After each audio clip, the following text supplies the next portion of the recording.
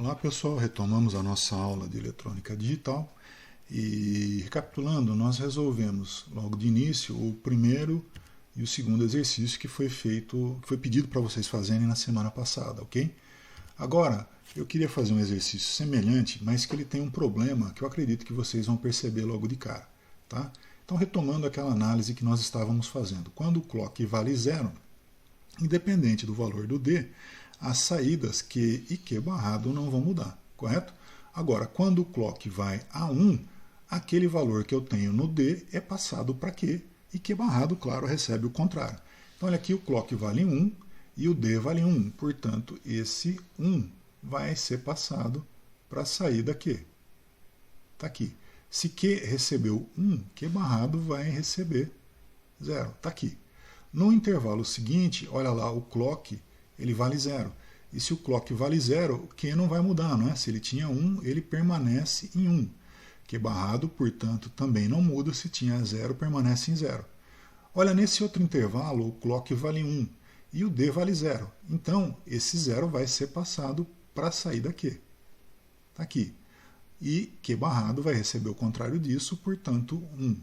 Ok? Nesse intervalo agora, olha, o clock vale 0, por consequência, o Q não vai mudar. Está aqui, ó, Q continua valendo 0, por consequência, Q barrado recebe 1. Agora, olha nesse pedaço aqui em que o clock vale 1. Aquele valor que eu tenho no D é passado para Q. E o que é que eu tenho no D? No D, pessoal, eu tenho um pedaço em alto, que vai fazer com que o Q barrado caia, não é? Aí, olha, desce, sobe e desce. Em Q barrado acontece o contrário, né? Sobe, desce e sobe. Correto? Entendido? E aí, olha, o Q sobe de novo, portanto, o Q barrado desce de novo. Tá certo? E aí, a gente tem esse pedacinho até o clock mudar de novo. Aqui, olha, o clock mudou de valor, não é? Por consequência, o Q não vai mudar de valor. Se ele tinha 1, ele permanece valendo 1. E o Q barrado, se ele tinha 0, ele permanece valendo 0. Aqui, olha, o clock vale 1, no Q eu tenho 0, então eu vou passar esse 0 para o valor do Q. Está aqui. Se Q recebeu 0, Q barrado vai receber 1. Legal? Nesse outro intervalo, olha, o clock está zerado. Se o clock está zerado, aquilo que tem no D não vai passar para Q. Então, Q mantém o valor. Está aqui. Q manteve o valor 0 que ele tinha. Q barrado vai manter o valor 1 que ele tinha. Último trecho, olha aqui, ó, o clock vale 1. E se o clock vale 1 e eu tenho 1 no D, então esse D é passado para Q. Por consequência, Q barrado recebe o valor 0. Certinho, gente? Então, é isso que vai acontecer nesse flip-flop. Mas, o que eu quero que vocês prestem atenção? Qual é o problema que eu estou chamando a atenção de vocês? O problema que eu estou chamando a atenção de vocês é justamente essa oscilação aqui e essa oscilação aqui. Tá certo? Por que eu quero chamar a atenção de vocês para essas duas oscilações? Porque, olha, no primeiro caso, nessa primeira oscilação, o valor dela não foi passado para a saída. Por quê? Porque o clock estava baixo, tá certo? Então essa oscilação que ocorreu no D, na entrada, não passou para a saída. Agora, olha nesse intervalo de tempo. Nesse intervalo de tempo, com o clock alto, o que tem no D, ou seja, o sinal mais essa oscilação, ele foi passado para o Q, correto? E por consequência para o Q barrado também. E isso é um problema. Por que isso é um problema, gente? O que vocês acham que é isso daqui? O que vocês acham que é isso daqui? Isso daqui, gente, é o que a gente chama de ruído. Ou seja, isso é uma interferência, é um valor que não deveria aparecer no meu sinal, tá certo?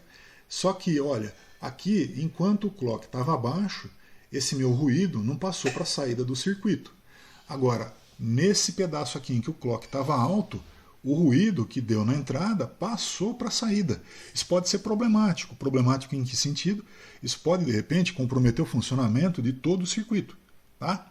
Então, olha, aquilo que a gente achava bacana, ou seja, o flip-flop tipo D, ele na verdade ele é um tanto problemático. Por que problemático? Porque olha a situação que nós temos. Aqui houve um ruído e esse ruído passou para a saída do flip-flop. E isso não é bom. Isso pode comprometer o funcionamento do circuito. Ok? Pessoal, vocês fazem ideia de por que esse ruído aconteceu? Vocês têm alguma ideia disso? A explicação, gente, é mais ou menos simples. Vamos falar usando uma expressão bonita.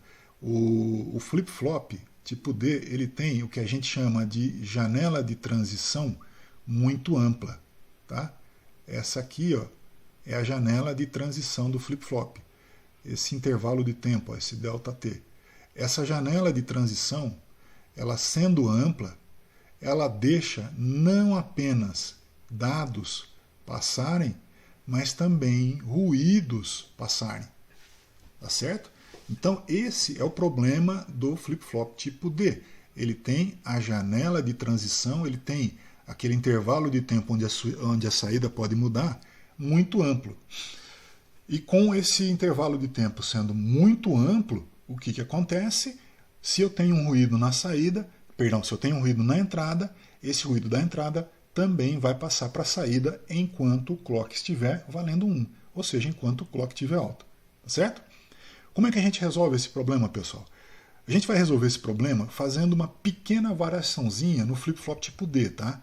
Então nós vamos usar um outro flip-flop que é muito parecido com o tipo D e só vai mudar em um pequeno detalhe.